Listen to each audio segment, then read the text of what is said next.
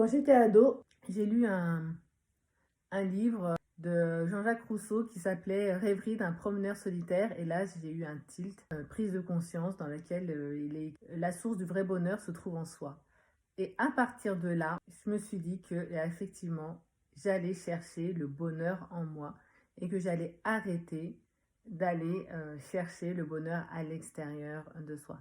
Alors, j'ai pas toujours été parfaite, d'accord? Je suis allée chercher le bonheur en moi.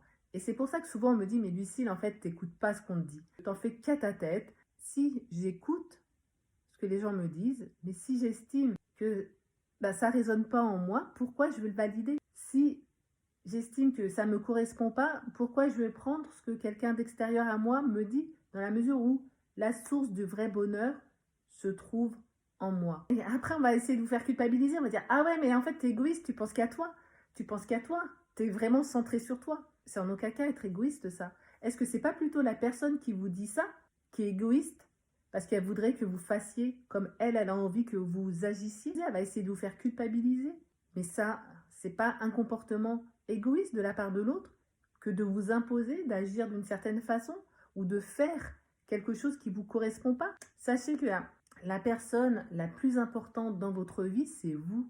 Et en fait, se choisir, c'est pas être égoïste. Se choisir, c'est s'autoriser, c'est s'accepter à exister tel que l'on est. Et ça, il y en a très peu qui l'acceptent. Mais les gens qui vous aiment vraiment, qui veulent votre bonheur, comprennent que lorsque vous leur dites non, c'est que vous choisissez à cet instant et que si vous dites oui à quelque chose d'autre. Et vous dites peut-être tout simplement oui à votre existence.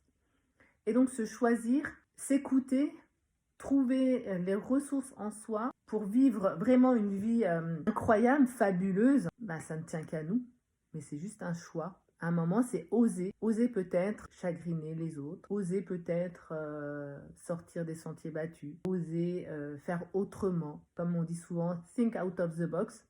C'est think out of the box, mais bien comme les autres veulent, quoi. Et en fait, non, c'est pas... Si tu es think out of the box, c'est pour toi, en fait.